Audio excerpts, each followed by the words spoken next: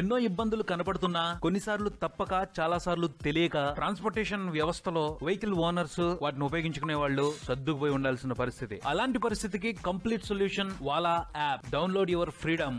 Cinema నేను mister B మ్యాటర్లో కొడదాం. రామ్ గోపాల్ వర్మ కొత్త చిత్రం వంగవీటి. ఈ సినిమా ఆడియో ఫంక్షన్ విజయవాడలో చిన్న చిన్న ఇబ్బందుల మధ్య ఘనంగానే జరిగింది. జనరల్ గా వర్మ పబ్లిక్ ఫంక్షన్స్ చాలా తక్కువ చేస్తా ఉంటారు. పోతే వంగవీటి సినిమాని బాగా జనాల్లోకి తీసుకెళ్ళడానికి ఈ ఆడియో ఫంక్షన్ ని పెద్ద పబ్లిక్ ఫంక్షన్ గానే చేశారు. విజయవాడ ప్రజానికం నుంచి వేడుకకి మంచి స్పందనే వచ్చింది. ఒక రకంగా చెప్పాలంటే మూవీ యూనిట్ ఎక్స్పెక్ట్ చేయనంత స్పందనే వచ్చింది. గత 2-3 రోజులుగా మీడియాలో నలుగుతున్న వార్తలు, వంగవీటి సినిమాకి సంబంధించి హైకోర్టులో దాఖలైన కేసు, ఇప్పుడు ఈ ఆడియో ఫంక్షన్ సక్సెస్ మొత్తం కలిసి ఈ సినిమాకి బ్రహ్మాండమైన ప్రచారాన్ని తీసుకొచ్చి పెట్టాయని చెప్పుకోవాలి. ఇప్పుడు అందరూ కూడా డిసెంబర్ 23న ఈ సినిమా వస్తుంది అనుకుంటున్నారు. ఆ సినిమా కోసం ఎదురు చూస్తున్నారని చెప్పుకోవాలి. ఆడియో వేడుక సందర్భంగా వంగవీటి సినిమాకి సంబంధించిన థియేట్రికల్ ట్రైలర్ ని బయటకు పట్టుకొచ్చారు.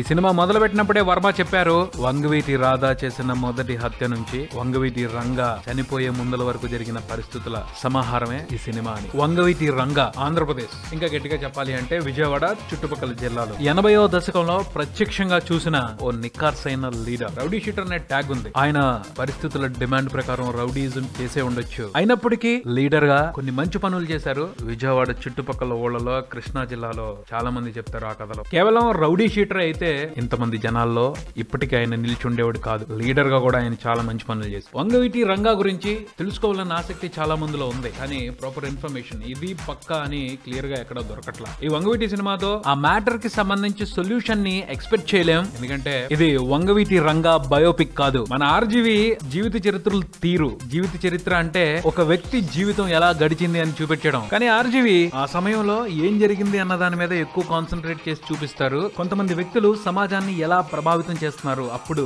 పరిస్థితులు ఎలా ఉన్నాయి అన్న వాటి మీద ఎక్కువ ఫోకస్ చేస్తారు. ఈ వంగవీటి సినిమాలో కూడా ఇదే వ్యవహారం ఉంది అని ఆ ట్రైలర్ చూస్తుంటే క్లియర్ గా అర్థమైపోతుంది. ఈ సినిమాతో వర్మ కొన్ని వాస్తవాల్ని చెప్పే అవకాశం తీసుకుంటున్నారని అనిపిస్తుంది. కానీ ఆ నిజాలు థియేటర్ల వరకు వస్తాయా అన్నది మాత్రం అనుమానమే. ఆ సంగతి పక్కన పెట్టేస్తే ట్రైలర్ చూసిన తర్వాత వర్మ ఈ సినిమాని ఓ రేంజ్ లో తీశారని అనిపిస్తుంది. ఒకప్పటి విజయవాడని ఇప్పటి జనరేషన్ కి చూపెట్టే ఛాన్స్ తీసుకున్నారని అనిపిస్తుంది. Varma style of taking shots and visuals, cinematography wonderful గా ఉన్నాయి. విజయవాడని తలపించేలాగా లొకేషన్ కూడా గట్టిగానే సెలెక్ట్ చేసుకున్నారు. ట్రైలర్ లోను, సినిమాకి సంబంధించి బయటకు వదిలిన సాంగ్ ప్రోమోస్ లోను ఫీల్ జనరేట్ అవుతుంది. పోతే కొన్ని విషయాలకు సంబంధించి చిన్న చిన్న మైనస్లు కనిపిస్తున్నాయి. ఆర్టిస్టులు అందరూ లోకల్ పీపుల్ లా సింక్ అవుతున్నట్టు అనిపించట్లా. వాళ్ళ డైలాగులు కూడా డబ్బింగ్ సినిమాని తలపిస్తా ఉన్నాయి. ఈ అనుమానాలకు సంబంధించి ట్రైలర్ చూసే ఓ అభిప్రాయానికి వచ్చేయకూడదు.